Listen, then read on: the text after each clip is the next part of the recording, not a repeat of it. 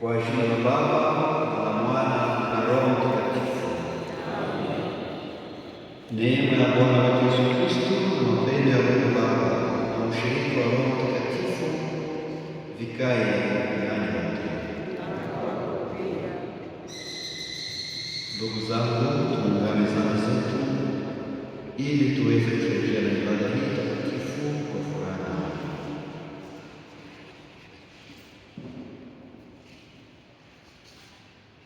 Namuungamia Mungu Mwenyezi.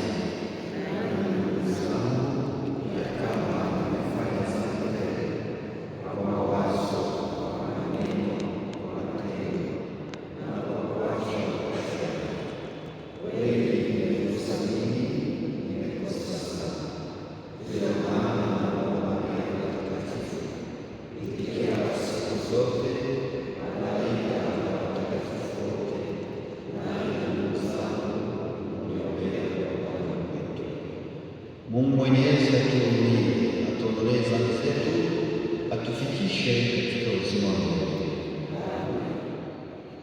Bwana atuhurumie.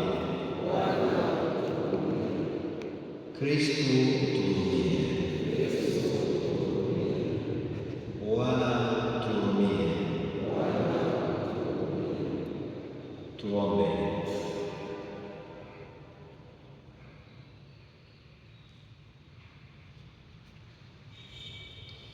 Ee Mungu Mwenyezi, tunakuomba matendo yetu ya kutubu yatutakase, ili tufikie sikukuu ya Pasaka kwa moyo safi.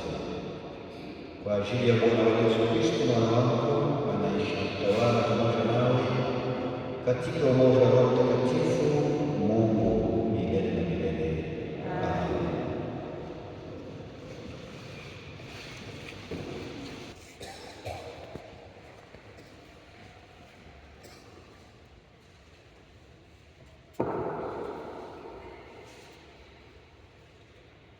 Somo katika kitabu cha Mwanzo. Israeli alimpenda Yosefu kuliko wanawake wote, kwa sababu alikuwa mwana wa uzee wake, akamfanyia nusu yenye mikono. Ndugu zake wakaona ya kuwa baba yao anampenda kuliko ndugu zake wote, wakamchukia, wala hawakuweza kusema naye kwa upole. Ndugu zake wakaenda kuchukua kondoo za baba yao huko Sekemu. Israeli akamwambia Yosefu, je, ndugu zako si wanachunga kondoo huko Sekemu? Njoo nikutume kwao. Basi Yosefu akaondoka kuwafuata ndugu zake, akawakuta huko Dothani. Wakamwona kwa mbali, na kabla hajawakaribia wakafanya shauri ya kumuua. Wakasemezana wao kwa wao, tazama, yule mwana ndoto anakuja. Haya, twende tumuue, tukamtupe katika kisima kimoja, nasi tukasema ya kuwa mnyama mkali amemla. Tutaona ndoto zake ni za namna gani. Lakini Rubeni akasikia, akamwokoa katika mikono yao, akasema, tusimpige wala tusimuue. Rubeni akawaambia, msimwage damu, mtupe katika kisima hiki hapa jangwani, lakini msimguse. Nia yake ilikuwa kumwokoa katika mikono yao na kumrudisha kwa baba yake. Yosefu alipofika kwa ndugu zake, wakamvua kanzu yake, ile kanzu yenye mikono aliyovaa, wakamkamata, wakamtupa katika kisima hicho. Kisima kilikuwa kitupu, hamuna maji ndani. Kisha wakakaa kula mkate, wakainua macho, wakaona msafara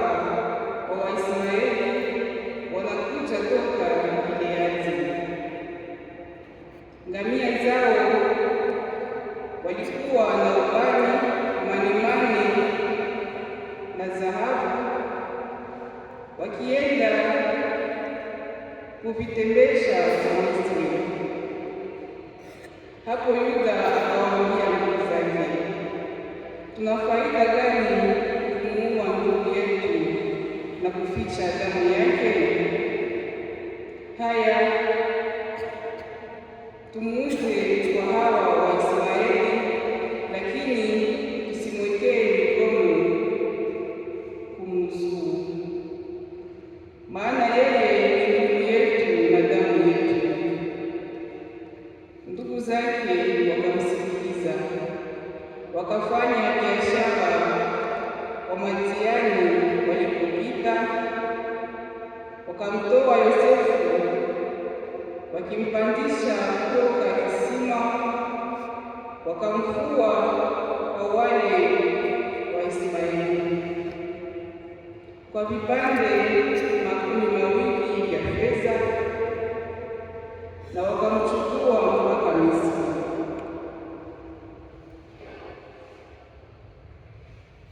Ndilo neno la Bwana.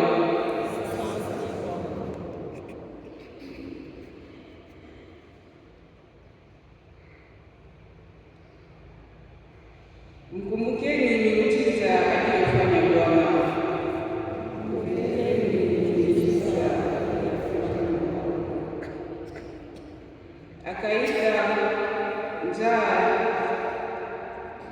Akaita njaa chini ya Yesu, akaondoa akiba yote ya mkate.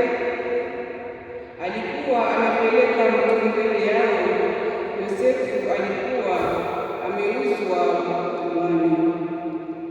Mkumbukeni miujiza aliyofanya Bwana.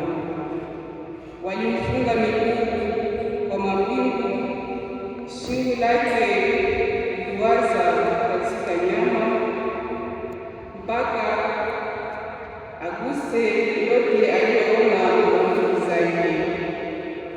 Mkumbukeni miujiza aliyofanya Bwana. Mfalme akatuma, akamfungua. Mkuu wa makabila akawatajia, akaweka kuwa bwana wa nyumba yake na mkuu juu ya mali yake yote. Mkumbukeni miujiza.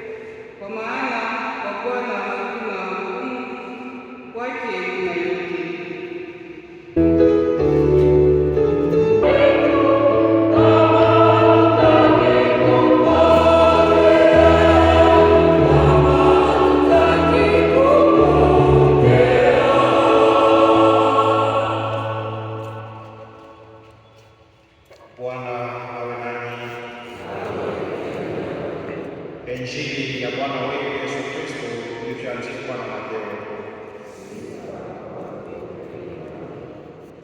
Siku zile Yesu aliwaambia wakuu na makuhani na wazee wa makabila, sikilizeni mfano mwingine.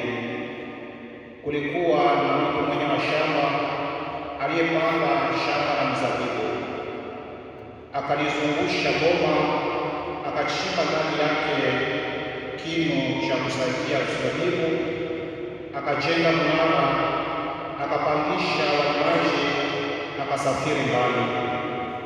Wakati wa mavuno ulipokaribia, akatuma watumishi wake kwa wale walimaji wapokee matunda ya shamba lake.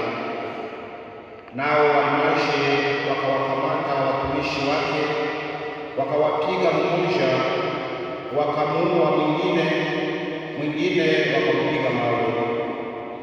Akatuma tena watumishi wengine wengi zaidi kuliko wale wa kwanza, nao walimaji wakawatenda vivyo hivyo. Mwisho akamtuma kwa mwanaye akasema, watamheshimu mwanangu. Lakini walimaji walipomwona mwana wakasemezana, huyu ndiye mrithi, haya tumuue, tutwae urithi wake. Wakamkamata, wakamtupa nje ya shamba la mizabibu, wakamuua. Basi atakapokuja bwana wa mizabibu, atawatendaje wale walimaji? Wakamwambia, atawapoteza vibaya wale watu wabaya, na shamba la mizabibu atapandisha walimaji wengine watakaomletea matunda wakati wake. Yesu akawaambia, basi hamjasoma hata katika Maandiko, jiwe waliokataa wajengaji, hilo limekuwa jiwe la pembe. Ndilo jambo alilofanya Bwana, nasi twaliona ajabu. Ndiyo sababu nawaambieni, mutaondolewa ufalme wa Mungu, nao utatolewa kwa taifa litakalotoa matunda yake. Wakuu wa makuhani na Wafariseo waliposikia mifano yake, wakatambua kama amesema juu yao. Wakitafuta kukamata, wakaogopa makundi, kwani watu waliona ni nabii. Tushangilie neno la Bwana. Kupitia maandiko ya Injili hii tunaona mfano wa wakuu wa mataifa na makuhani wanaomkataa Mwana wa Mungu Yesu Kristo ili wapate kujitwalia urithi wake. Na kwa hiyo Yesu mwenyewe anajulisha ya kwamba ufalme wa Mungu utatolewa kwa taifa takalotoa matunda. Katika maandiko haya tutaweza kujifunza tukiangalia shamba la Mungu na uvumilivu wake. Shamba hili ni taifa la Israeli alilochagua kuwa mfano wa mataifa mengine, na mwenye shamba ni Mungu yeye mwenyewe anayefanya yote kwa ajili ya taifa lake. Watumishi waliotumwa katika shamba tangu Agano la Kale ni manabii, na kwa mwisho nyakati za Agano Jipya alimtuma mwanaye Yesu Kristo. Watumishi wabaya na wauaji ni kama vile anasema katika Injili ni Wafariseo, na kwa njia ya unafiki wao wanatenda vibaya, wanakuwa na chuki kwa manabii na kwa Yesu Kristo mwenyewe. Chuki iwaingiza katika tamaa ya kutafutia vyeo na hata kutafuta kuzima njia za Yesu Kristo. Wanamkamata na kumtupa na kumua hata nje ya mji mtakatifu Yerusalemu. Ingawa hiyo, Yesu Kristo anabaki jiwe la pembe, anabaki msingi wa Eklesia. Ndugu na dada wapenzi, tufahamu ya kwamba ufalme wa Mungu sio hanasa za dunia hii ambamo tunapaswa kushirikia, lakini ufalme wa Mungu ni shamba la mizabibu ambalo tunapaswa kutumikia siku kwa siku na kutoa matunda kwa ajili ya Mungu. Shamba hilo limetolewa kwa ajili ya wanaotoa matunda, na matunda yale ni imani, ni mapendo, ni umoja, na zaidi sana uongofu wa moyo. Injili hii inakuwa mwaliko kwetu, mwaliko mkubwa wa kuweza kuchunguza uaminifu wetu kwa Mungu. Ni mwaliko kwetu wa kuweza kupatia Yesu Kristo nafasi ya kwanza katika maisha yetu, atawale maisha yetu, hivi tusio wenye kujengea sisi wenyewe vyeo vyetu, kutafuta sifa yetu katika dunia leo, kama vile tunawaona watu wakitafuta kujenga maisha yao bila Mungu, wataka kuongoza na kuongozwa na akili yao. Lakini mwaliko ni kama tu wenye kutafuta na kuishi ndani ya ukweli, ndani ya wokovu, ndani ya shukrani kwa zawadi ya Mungu tunayopewa katika maisha yetu siku kwa siku. Kristo ajitolea kwa mapendo kwetu, lakini inawezekana tusimpokee kwa ukweli. Tunakataa uovu kila mara tunapoishi katika ujeuri, kama vile mnafahamu katika dunia sasa, ujeuri, ubaya, vita vimekuwa vingi sana. Watu wanakataa kusikilizana, wanakataa kupokea habari njema, na mara tunaishi katika ubaguzi na vita visivyokuwa na maana na mambo mengine tunayofahamu yanayowaumiza na kuwatesa watu. Watu wanakabiliana, watu wanabaguana. Lakini tujifunze mfano wa majitoleo ya mapendo ya Yesu Kristo anayetualika kumpokea na kumwamini kwa moyo wetu wote. Tumwaminie, tumpende, tujitolee kwa mapendo ya Mungu kupitia matendo yetu mema siku kwa siku. Tumpokee Yesu Kristo kama vile Bwana na Mwokozi wa maisha yetu. Sisi ni taifa la Mungu, taifa la agano jipya ambalo Yesu Kristo amekuja kupatanisha pamoja na Mungu. Tutoe matunda ya uzima wa milele na kutangazia mataifa yote uongofu kwa ajili ya wokovu wao. Taifa moja la Mungu ni sisi wa Kristo tunaosharikia ibada siku kwa siku, sisi tunaomwamini na kumtegemea. Tusiishi kama vile wapagani wasiomtambua bado Mungu, lakini tujue kumtambua mema yake mkono wake katika maisha yetu. Tujue kujitolea kwa karibu na watu wengine, tuishi katika ushirika, katika umoja ndani ya jamaa zetu na ndani ya jamii zetu. Na kupitia somo la kwanza tunasikia upendeleo wa Yakobo kwa mwanawe Yosefu, na hali hii inaleta wivu na chuki katika jamaa kwa ndugu zake. Yosefu anaonekana kuwa tangu nyakati za kale, anaonekana kuwa sura ya Yesu Kristo, mwana mpendwa wa Mungu, lakini anachukiwa na kutupwa na ndugu zake. Hawa walimsaliti sababu ya fedha, kama vile tunafanya sisi mara na mara tunawatoa watu wengine tunawasaliti sababu ya kutafuta fedha. Hii ni kawaida ya wanadamu, lakini sio jambo njema. Lakini kwa kweli huyu alikubali, Yesu Kristo mwenyewe alikubali kutimiza mpango huo wa Mungu, ingawa ubaya wa wanadamu na unafiki wao.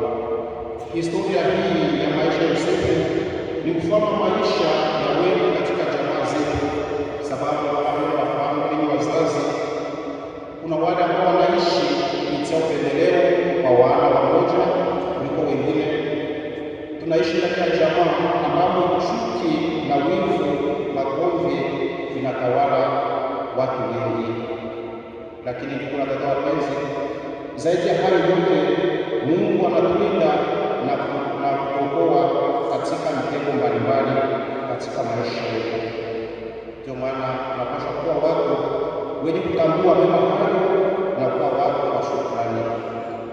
Ndio maana kupitia maandiko haya na Ukaristi tunapokea, tuzidi kuomba neema ya upatanisho, neema ya uongofu wa moyo, zaidi sana neema ya kupendana, kuwapenda watu wa ndugu zetu, kuwapenda majirani, na hivi tujenge umoja katika mapendo. Bwana awe nanyi.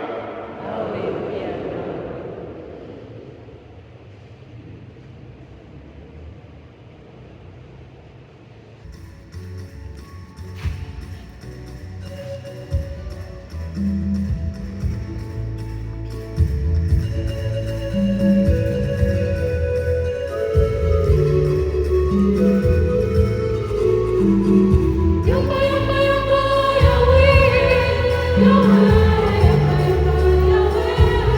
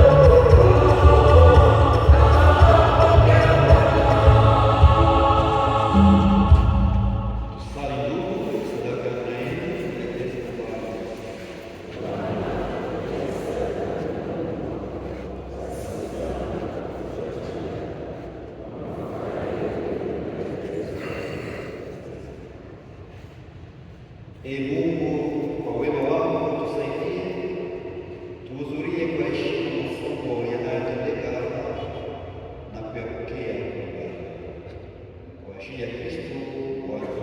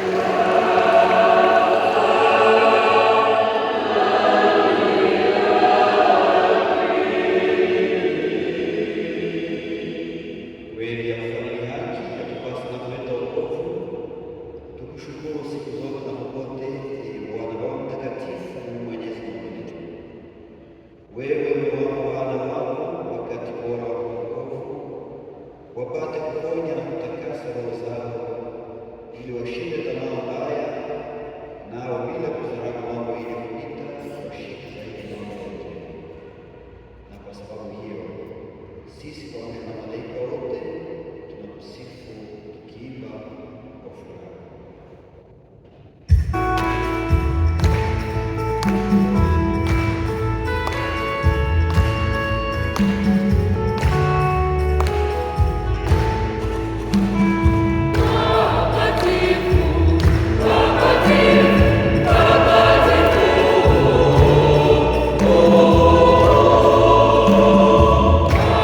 Amen.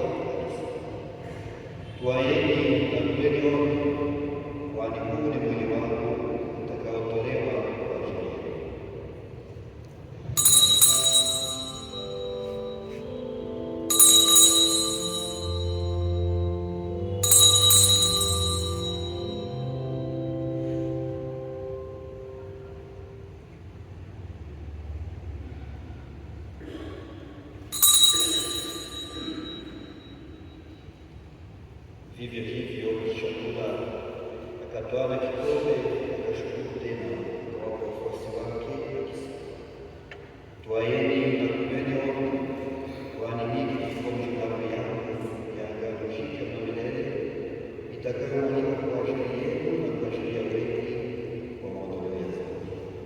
Fanyeni hivyo.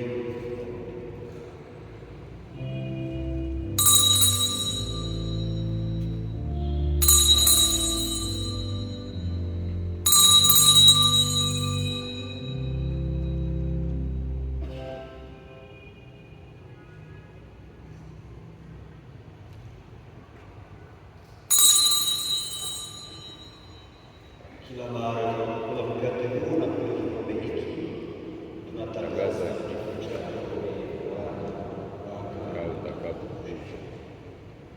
Ndiyo maana tukikumbuka kufa na kufufuka kwake Bwana wake, tunakutolea Bwana mkate wa uzima na kikombe cha wokovu. Tunakushukuru kwa kuwa umetujalia kusimama mbele yako na kutumikia. Tunakuomba na tunakusihi ili tukipokea mwili na damu ya Kristo tuunganishwe na Roho Mtakatifu